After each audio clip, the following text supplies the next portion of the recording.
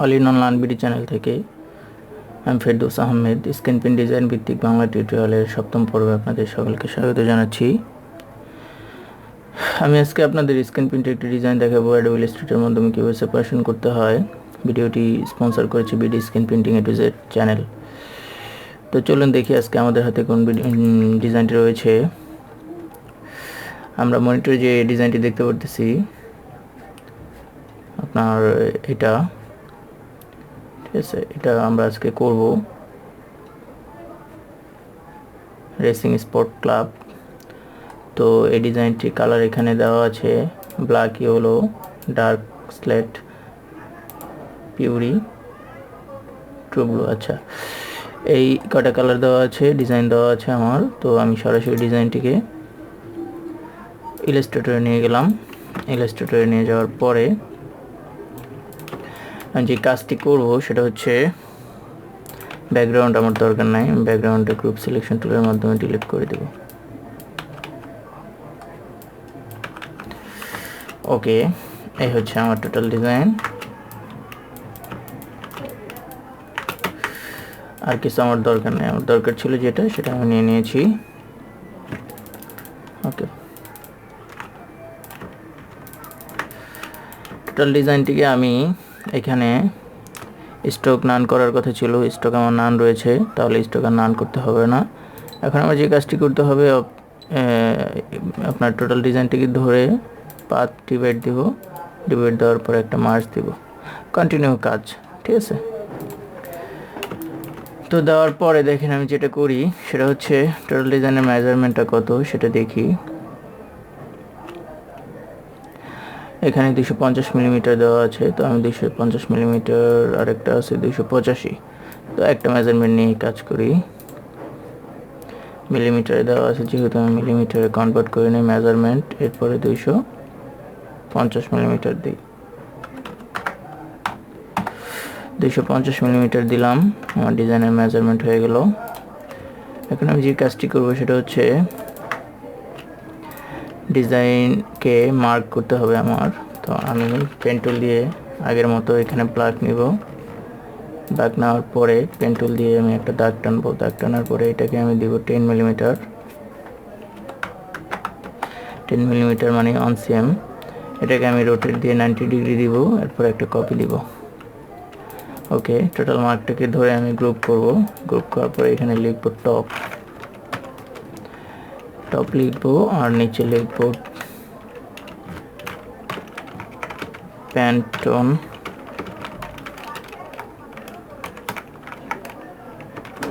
এরপরে আমার থাকবে হচ্ছে ডেট, যদিও আগের টিউটোরিয়ালগুলোতে ডেট দেওয়া হয়নি, বাট ডেটটা একটা মেজর জিনিস, ডেট ডিজাইনের ডেট দেওয়া উচিত, ঠিক আছে। আমি একটা দিচ্ছি যে কোনো 8/8/18। ওকে, ডেটটাকে আমি এই পাশে বসালাম, প্যান্টনটাকে আমি এই পাশে বসালাম, এরপর টপটাকে আমি এখানে বসালাম, ঠিক আছে। তো ইচ্ছা করলে আমি ডেটটা এখানেও দিতে পারি, এটা যার যার ইচ্ছা। এবার টোটাল ডিজাইনটাকে আমি ধরে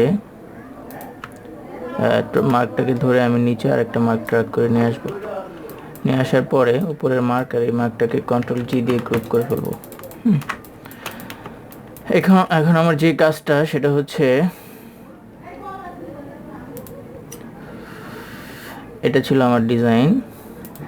আচ্ছা, আমি এখান থেকে প্যান্টন নেব। আচ্ছা, প্যান্টন নেওয়ার আগে আমার যে কাজটা সেটা আমি করে নিই। এটাকে আমি কন্ট্রোল 3 দিয়ে লুকাই, এটাকে আনগ্রুপ করি। এবার আমি কালার কন্ট্রোল 6/3 দিয়ে দেখি ঠিক আছে কিনা। Control 6/3, control 6/3, control 6/3, control 6/3, control 6/3, yellow, control 6/3। ওকে, এবার আমার যে অবজেক্টগুলো রয়েছে এগুলো ময়লা, এগুলো আমি ফেলে দিব। কন্ট্রোলটা 3 দিয়ে আবার ডিজাইনটাকে উঠাবো। উঠানোর পরে এবার আমি একটা ডিজাইন, এগুলো আমার দরকার নাই, এগুলো আমি ডিলিট দিয়ে দিচ্ছি। এখানে ডিজাইনটা আমি সেভ করি। এটা হচ্ছে পার্ট 7 আচ্ছা, এখন আমি যেটা করব, ডিজাইনটাকে একটা কপি করব, একটা থাকবে আর একটা আমার কপি থাকবে। ওকে, এবার আমি এটাকে কন্ট্রোল CF দিয়ে 3 দিব, একটা কালার যে কোনো ধরে কন্ট্রোল 6 3 দিব। এরপর আমি আবার একটা কালারকে ড্র্যাগ করব, মার্কটাকে কন্ট্রোল CF 3 দিয়ে লুকাবো, আর যে কোনো একটা কালারকে আমি কন্ট্রোল 6 দিয়ে লুকাবো। ঠিক আছে, এটা ধরা বাঁধা কোনো কালারের নিয়ম নেই যে আমি এটার পরে এটা লুকাবো। আমি যে কোনো একটা কন্ট্রোল CF 3 দিয়ে, আমি লালটাও হইলে হয়, আমার ব্লুটা হইলে হয়, ইয়েলোটা হইলে হয়, যে কোনো একটা কালার আর কি কন্ট্রোল 6 দিয়ে লুকাবো। একটার পর একটা হলেই হবে। কন্ট্রোল CF 3 দিয়ে মার্কটা লুকাবো, কন্ট্রোল 6 3 দিয়ে কালারটা লুকাবো। আবার সেম কন্ট্রোল CF দিয়ে মার্কটা লুকাবো, কন্ট্রোল 6 দিয়ে আরেকটা কালার লুকাবো। এবার আমি সবগুলো কালারকে কন্ট্রোল 3 দিয়ে উঠাবো। উঠানোর পর এখানে দেখেন আমার এটা হচ্ছে মেইন ডিজাইন, এটা হচ্ছে একটা কালার, এটা হচ্ছে একটা কালার, এটা হচ্ছে একটা কালার, এটা হচ্ছে একটা কালার, এটা একটা কালার, এটা একটা কালার, এই হচ্ছে আমার ডিজাইন। এবার আমি PDF-এ দেখি,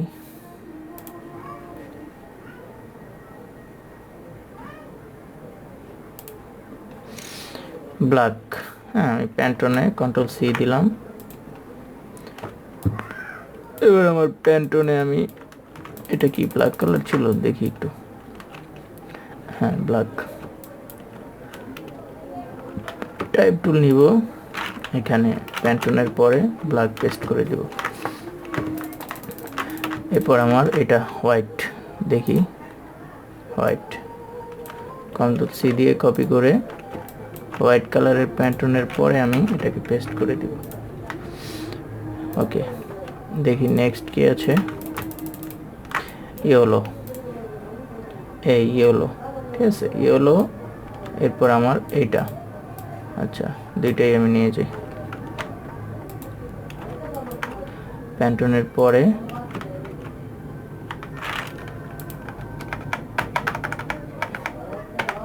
এই ইয়েলো থাকলো, প্যান্টন নাম্বারও থাকলো, ঠিক আছে।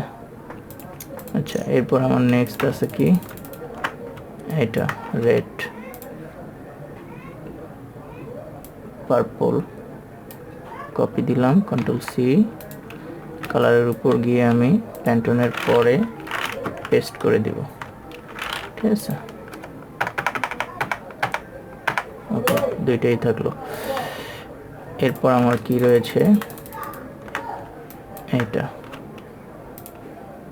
এটা হচ্ছে এটা ডার্ক স্লেট, কপি দিব, কপি দিয়ে এই কালারটা প্যান্টনের পরে পেস্ট দিব।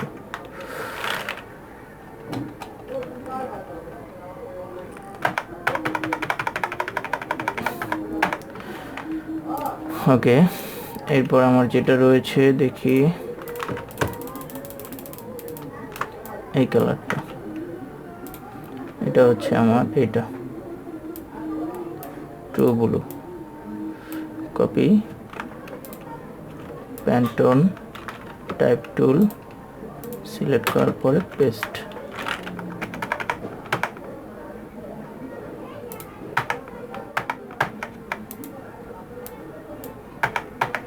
ট্রু ব্লু, ওকে, প্যান্টন দেওয়া হয়ে গেল। এভাবে প্রত্যেকটা কালারের উপরে প্যান্টন দেওয়া হচ্ছে ডিজাইনারের রুলস, যাতে আফটার প্র্যাকটিক্যাল কাজে ওরা বুঝতে পারে এই কালারটার এই প্যান্টন। পুরো ডিজাইনটাকে ধরে আমি ব্ল্যাক করে দিব, ফিল ব্ল্যাক করার পরে আমি এখানে একটা স্ট্রোক নেব, 0.6 দেব। এখানে স্ট্রোকের পরিমাণটা আপ ডাউন হবে, এটা কেন হবে কিভাবে হবে আমি আফটার আপনাদের দেখাবো।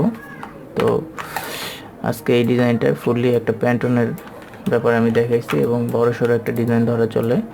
প্রত্যেকটা কালারকে আমি গ্রুপ করে ফেলবো, এটাকে আমি গ্রুপ করি, এটাকেও গ্রুপ করি, এটাকেও গ্রুপ করি।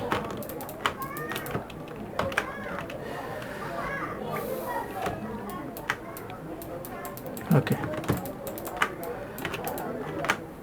আপনাদের একটা কথা বলে রাখি, আপনারা মোটামুটি আমার 7টা টিউটোরিয়াল পর্যন্ত যেহেতু আসছেন, সেহেতু আপনারা অনেকে মনে করতে পারেন যে ভাই তো একই জিনিস বারবার দেখাচ্ছে, সেম ডিজাইনটাকে ভেঙে চুরে ফিল করে দেন কালারগুলো ফাইনাল করে মার্ক দিয়ে সেপারেশন করতেছে, উনি বারবার একই টাইপের কাজ দেখাচ্ছে হয়। আচ্ছা, এটার উত্তরটা হচ্ছে এটা, যে ডিজাইন এক এক রকম থাকে পিডিএফে। তো আপনাদের এই পর্যন্ত যা দেখানো হয়েছে, ভালো পিডিএফ পেয়েছেন বিদায় আপনাদের কাছে ইজি মনে হচ্ছে, বাট আমি 10টা পর্যন্ত আপনাদের এই সিমিলারই দেখাবো, যেহেতু এটা প্রথম এবং মানে প্রাথমিক আপনারা দেখতেছেন। তো 10টা যখন ওভার হয়ে যাবে দেন আমি আপনাদের কেন দেখালাম এই কন্টিনিউ কাজগুলো, এগুলো আপনার পরবর্তীতে ওই টিউটোরিয়ালগুলোতে আলোচনা করব।